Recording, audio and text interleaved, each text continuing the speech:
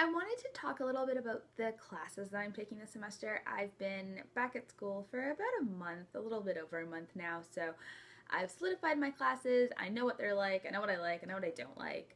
So I thought I would just talk to you a little bit about what I'm taking, sort of what we're doing within those classes, and things I like, things I maybe don't like quite so much, but kind of just give you an overview of my fall 2016 semester. I'm taking 5 classes at my university. Anything other than like above 3, so like 3, 4, or 5 classes is all considered a full-time student, but 5 is typically the maximum number of classes you would take. You have to taking 6 would be quite odd, and in some cases you actually need to have special permission to take 6. So 5 would be considered like a maxed out course load for this semester.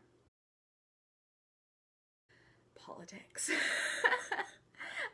So I'm taking Political Science 101, which is Introduction to Canadian Government. It is one of the ways in which I'm fulfilling a requirement for the program I'm trying to get into. Otherwise, I probably would not have chosen to take it. I have to be honest about that. I'm a political junkie, but I am really interested in American politics, and I'm not so interested, A, in Canadian politics, and B, in like theorizing about politics and the government, if that makes sense. And I'm learning that we do a lot of that in political science. So the class takes place in the form of 3 lectures a week that are each an hour long, and then there's an additional like discussion group that's a lot smaller because the class is 192 people. So then you meet once a week for an hour in a discussion group, which ranges from like 15 to 20 people, and we basically just start off every discussion group by discussing current events that relate sort of ideally to the topic that we've been discussing in class that week, but we often veer off track and talk about the American election, so it's not strictly on topic. And then we talk about the readings and upcoming assignments, and we just kind of go through and make sure that everybody is on the same page and everybody understands everything. So it's a little bit dry in areas. For example, this week we are discussing the Constitution, which is cool for a bit, and then it starts to get a little bit less interesting. The professor is really, really good, though. I think he really makes the material come alive a lot more than it might necessarily do on its own. So it's not my favorite class, but it is a pretty good class, and the assignments are interesting, and I'm definitely learning a lot more about the Canadian structure of government and the way our political system works, things that I didn't necessarily know before I took this class. So at the very least, in December, when this class finishes, I can say that I have a really good understanding of our political system and the way our government is structured. My next class is called History of Canada Moments That Matter, and it's actually slightly a bit of an odd class. It's not done in the typical way, whereas there's like a professor who gives lectures. We have 2 lectures a week and then 1 discussion group, and our lectures are given. There is a professor for the class, like it's under the direction of one specific professor, but there's about 7 or 8 professors who come in and lecture throughout the course of the semester. So essentially what it is that every lecture or every week a different person will come in, and they've chosen a moment in Canadian history that they think is significant and important, and they kind of give a lecture describing it and explaining what it is, and then defending why they think it's a moment that matters, which is kind of interesting. You sort of get exposed to a lot of the professors within the department, you get exposed to a lot of different teaching styles and lecture styles, and it's much more of a well-rounded view, I guess, on Canadian history when it's presented by like 8 different people than it would be if it was presented just by one person. So we meet twice a week for those lectures, and then like I said, we have a discussion group. Our discussion group is actually really good. It's probably the discussion group that I look forward to the most every week, and I have like 4 of them, so this is definitely the number one. And basically we read 2 articles every week, and then in our discussion group we get together and discuss which one is better and why, and which is worse, and what the merits are of each one. And every couple of weeks we have to write a short paper, about 1,000 words, on that topic of like, of the 2 articles for that week, which one is better. So that's fine, I guess. There's like, you know, it's a pretty typical history class. There's a midterm, there's a final, there's a research paper, there's this discussion stuff. So it's a pretty normal history class, I guess I would say. This is another class that I didn't want to take. I don't actually enjoy Canadian history, but again, I need to take a Canadian history class for the program I'm trying to get into, and this was the best one to take. There are a lot of people in the class in that position as well, so they're trying to get into the same program I'm trying to get into, and they've taken this class for that exact reason. My next three classes are all upper level history classes, so they're a lot more specific, and in my opinion, I'm enjoying them a lot more. Maybe there's like some correlation there. But the first one is the United States since 1945, The Limits of Power, which is amazing. I've discovered that I am obsessed with the post-war period in the United States. I really like it. I'd like to study that further. We meet once a week for a 90-minute lecture, and then we have a 1-hour discussion group every week. I have to say the professor is not the most engaging, I guess, professor that I've ever had, but the material is so good that it actually doesn't even matter who is delivering it. It's just that interesting. We read 2 articles and watch a film every week, and then we have her lectures. And the great thing about this class, and in my opinion the best thing about this class, is that the end of term like research assignment is completely open-ended. You can pick any topic in US history ranging from the 1960s all the way up through like maybe 1940s. Somewhere in there, ranging up to 1982. And obviously that's like everything. Like there's so much to choose from, so I'm sort of starting the process now of thinking what I'd like to, you know, sort of commit myself to.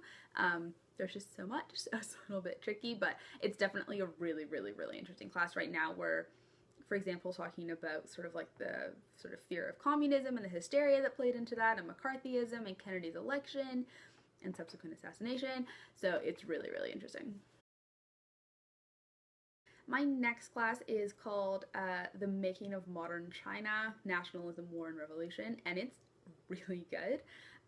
It's a 3rd year class. We meet twice a week for 90-minute lectures, and this is the only class I have that does not have a discussion group, which makes me like it even a little bit more. The professor is a bit funny.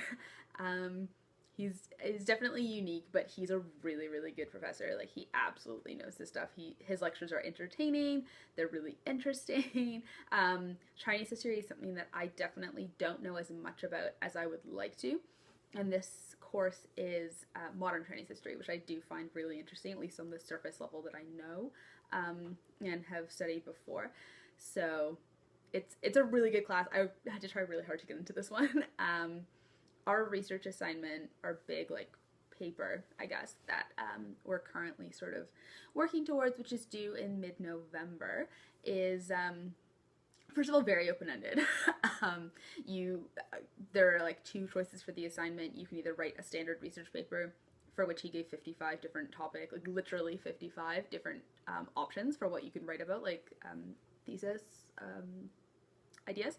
And then the other one is to do a media representation project, which is what I'm going to do. So you basically pick a pivotal moment in modern Chinese history and then discuss how the media represented that. And he gave a list of about 10, and if you wanted to do something that wasn't on the list, you'd have to run it by him.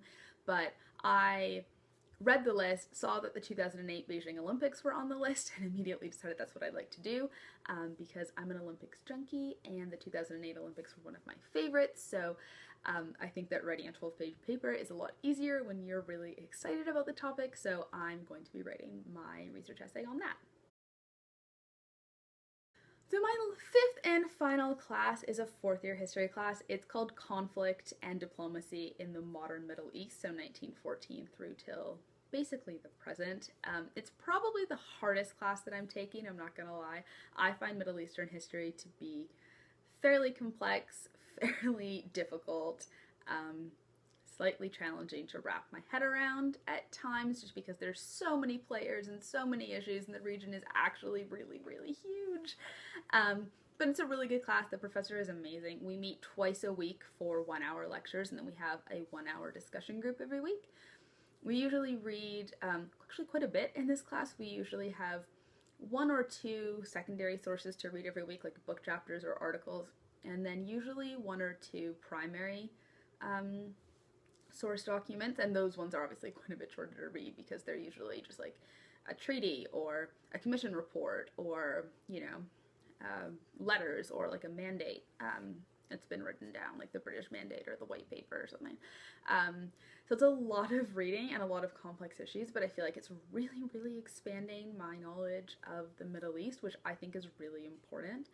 Something I'm kind of trying to do this year, because I am studying history, is to give myself a really broad, like range of classes covering lots of different areas. Like, so for example, this term I have the Middle East, I have modern China, I have post-war US, and I have Canada, which is sort of like an overview of moments in Canadian history. So they're all very different from each other, and I think that's really important. I think if you focus too much on one area of history, you're totally missing the rest of the world, and it's so interesting how much different things come up in different classes, and you're like, oh, that relates to this other class. Oh, that relates to my other class. Everything is so interconnected, it's impossible for it not to be, because we are a global community now. So I think the more you know about the world, the better a historian or history student, in my case, you will be. So back to the Middle East class. I got a little bit off on like a little bit of a history nerd tangent for a moment there. It's a really good class. We have just sort of like done our first, not really assignment, it was a quiz, it was a map quiz, so you had to learn all of the countries and all of the capitals of the like contemporary Middle East. I got 100%. I'm pretty sure, as did most people in the class, because perhaps like I did, they massively overstudied. I studied for like days for that quiz. Like, I can tell you the capital city of every country in the Middle East. He didn't ask for that, obviously, which is why everybody got 100%, but that doesn't matter. So it's a really, really interesting class. It was really cool. And we talk a lot about politics. If I was going to rename the class, I would actually just rename it to Contemporary Politics in the Middle East, because that's basically what it is. It's almost less of a history class and more of just a politics class. That's it! That's all 5 of the classes that I'm taking this semester. It's a lot of work, and I haven't studied history at this depth before. I haven't taken this many history classes in university ever before, so studying history is new to me. I come from a psychology background, and as much as I've always sort of said, like, oh, psychology is a social science, emphasis now on the word science. It's very, very different from history, and history is a true, like, liberal arts subject, and psych is very much a science subject. Once you've studied both of them, there's a very clear difference there. They're not the same at all. So there's been a bit of a learning curve of just like, it requires a different skill set, it requires a different way of studying and looking at information, because you're interpreting it and using it in such a different way. But at the same time, I'm really, really enjoying it. I love history, and I'm like a huge history nerd. So it's like 1 month in. We've just finished week 4. There's 13 weeks in the semester, so it's a marathon, not a sprint. But so far, I think I'm doing pretty well. Bye, guys.